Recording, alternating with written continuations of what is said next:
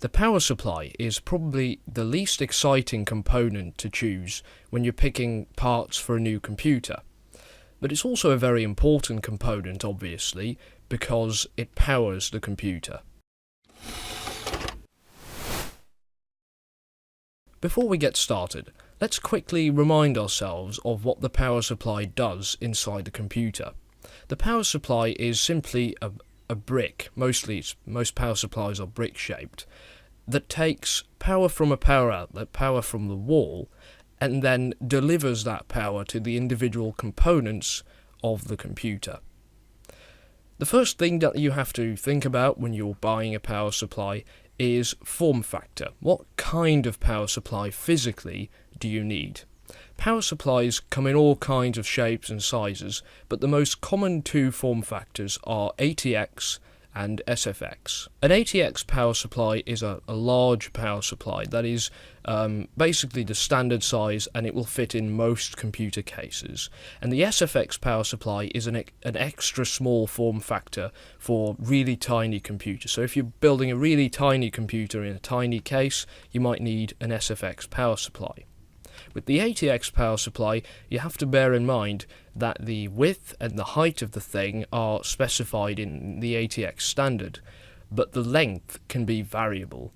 So not all power supplies have the same length, and therefore you should always look at how long it is, because a very long power supply might not fit well in a tiny computer case. Okay then, next up, let's talk about power rating. Power rating is a number that tells you how much power the power supply is able to deliver to the components of the system combined. So a 1000 watt power supply is able to output 1000 watts of power combined to the components of the computer. So how do you determine how much power you need? Well, that's relatively simple.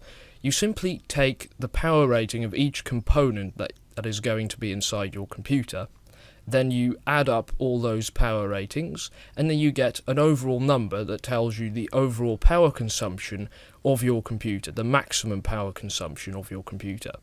And then basically you should pick a power supply that can deliver that amount of power or more. Okay, that's the idea. Now, what I always tend to do is I take the overall power consumption of the system, and then I add up maybe 100 watts to give me a little bit of headroom. So if I have a 250 watt system, I add up 100 watts, that gives me a 350 to 400 watt power supply. That'll do fine. So it gives me a little bit of headroom, play it safe, maybe room for future upgrades, stuff like that. But it's totally useless to go overkill. It's useless to buy a 1000 watt power supply when you have a 250 watt system, because then you've just, yes, it will work fine, of course, but a 1000 watt power supply won't do any better than a 300 watt power supply if the system consumes 250 watt. The only difference is that you've wasted a load of money on a really high-end power supply. Now let's take a look at efficiency. Efficiency is, again, a number, often a percentage, that tells you how much of the energy that the power supply draws from the wall actually goes to the components. So a power supply is not a perfect device. Not all of the energy that it consumes, that goes into it, actually comes out of it again in the form of electricity. Some of the energy is wasted as heat. So a 90% efficient power supply, that means 90% of the total energy that went into it actually goes to the computer components, and 10% of the energy was wasted in the form of heat. That's why power supplies heat up. That's why they need cooling fans. It's because they waste some energy. Now, for efficiency, they often use the 80 plus standard. So an 80 plus certification means that the efficiency is roughly 80%. And I say roughly because it specifies different percentages for different loads. So at max load, I believe it's 82% or something, and then and for different percentages of load it specifies the efficiency because it changes, so it's roughly 80%, and then 80 plus bronze is better, and silver is even better, and gold is even better, and then you have titanium, which is crazy efficient. That just means you have, like, I believe 95% efficiency. It's crazy. Now, efficiency doesn't really affect the performance of the computer that much. It might make it run a little bit cooler, it's good for your electricity bill, it's good for the environment, of course, but it doesn't make the system perform better or anything like that. I do say that the efficiency rating can tell you how good the power supply is. So, the efficiency rating is not a measurement for the quality of the power supply, it's a measurement for the efficiency. But an 80 plus titanium power supply is really efficient, and therefore it's probably also a really good power supply in general. You know what I mean? It's not actually a measurement for how good it is, it's a measurement for the efficiency, but really efficient power supplies also tend to be really good power supplies in general. Now let's take a look at cabling, so the different connectors that come out of this power supply. First of all, there is the 24-pin connector. That's a very large plug that goes into the motherboard of your computer. And with most power supplies, this is actually a 20 plus 4-pin. So it's a 24-pin connector, but you can disconnect 4 of the pins. And that's because old motherboards have a 20-pin socket, and then you can use a 20-pin plug, so it's backwards compatible. Then there is also CPU power. Now, CPU power is usually a 4-pin or an 8-pin socket on the motherboard, and it's right next to the CPU. So higher end motherboards have 8-pin CPU power connectors, and lower end motherboards have 4-pin connectors.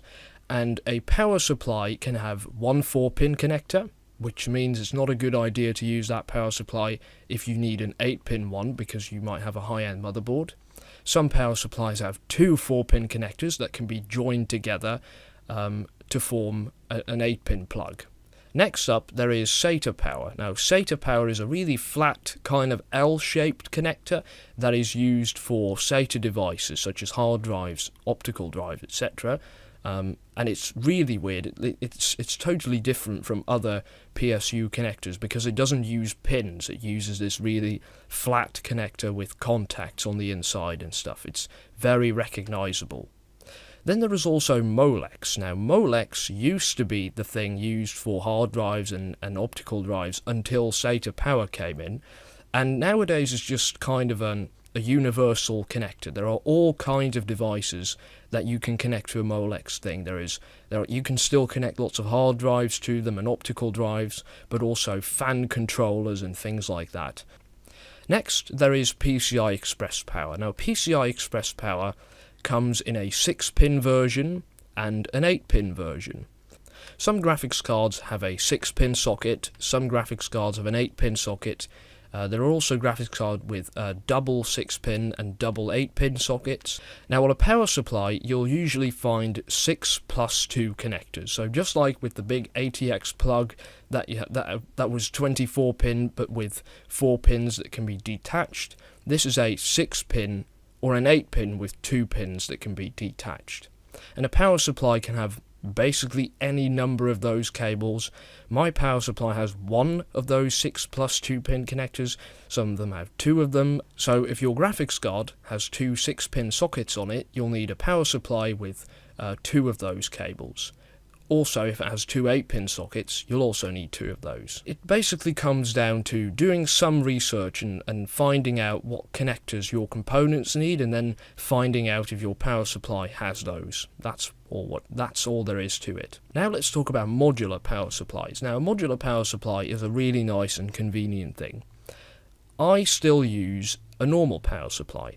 A normal power supply has basically a hole in it with a spaghetti of cables that comes out of it, and then you have to plug those cables into your components.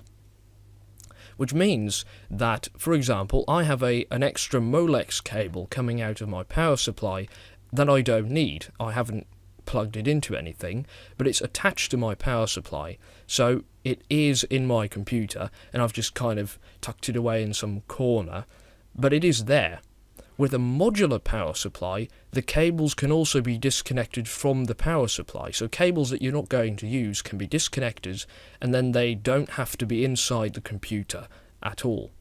It also allows you to use your own custom cables, which might look better if you're into that sort of thing. There is also semi-modular, and semi-modular means that the most essential cables, such as the big ATX connector and CPU power, those are already connected and can't be disconnected from the power supply, but other cables that are not used all the time in computers, those can be disconnected from the power supply. So that's semi-modular. It basically means not all of the cables can be disconnected, but some of them. And that brings us to the end of this video.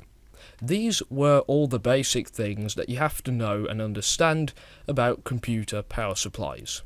I hope you've enjoyed this video, and of course, thank you for watching.